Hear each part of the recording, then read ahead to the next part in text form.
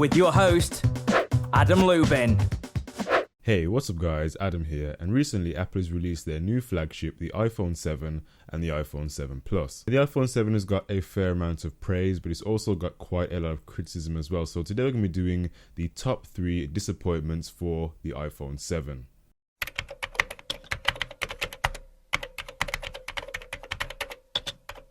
So the first disappointment is probably one that everyone's probably going to be familiar with, and that is going to be the disappearance of the aux input or the 3.5mm headphone jack. Now, the thing about this is that I personally think this is way too premature to start removing something like the headphone jack off a smartphone. Some people might find it a minor thing, but a lot of people who still use standard headphones with the 3.5mm jack are going to find it almost a deal breaker because they're so used to having that jack there, and all of a sudden Apple just takes it away. Is quite frustrating.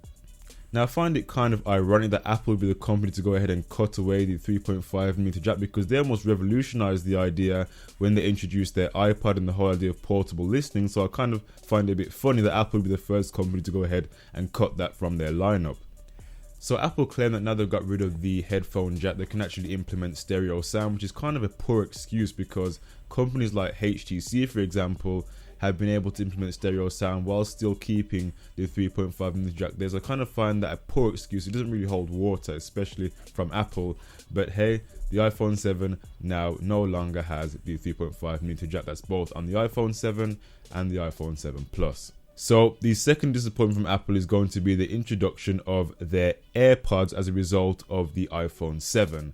Now, these AirPods are supposed to be not a complete replacement of the traditional EarPods, but almost an alternative, especially geared towards the iPhone 7 and the fact that it doesn't have a 3.5mm jack. But these are going to be wireless Bluetooth earphones. Now, the issue with these, and there's two issues with them. Number one, the price. These are going to come in at around $159, which I think is completely overpriced for what they are. And second of all, I mean, the design. You put those in your ears and they're either actually calling to just get lost or stolen or just misplaced. I just think it's an absolute waste of time and it's a waste of money and investment to actually create something like that. I'd rather go and get myself a pair of actual Bluetooth headphones, or a pair of good sounding Bluetooth headphones. I would definitely not waste money on the Apple AirPods because those are just going to get lost so easy. I just think they're complete and utter waste of time. So my final disappointment with the iPhone 7, more geared towards the traditional iPhone 7, is going to be the display.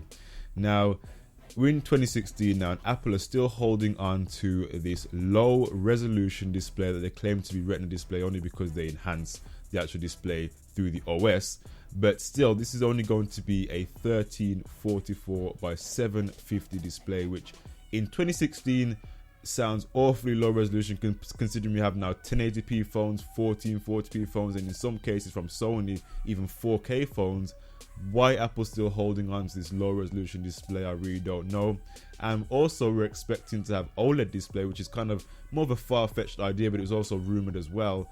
But again, we haven't seen that. But more to the point of having such a low resolution display, I'm definitely disappointed in Apple for not at least bumping up the display to at least 1080p on the traditional iPhone. Now, they've had to almost do it on the iPhone 7 Plus because of course it's got a bigger display, and therefore you're going to see the pixels more on a bigger display, so you need to have a more higher deep PPI.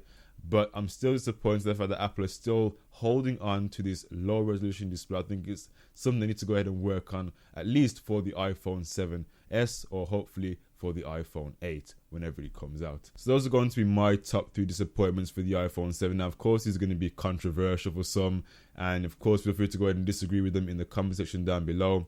But anyway, guys, I hope you enjoyed this short video on the 3 disappointments for the iPhone 7, and I'll catch you guys in the next tech video. Bye for now.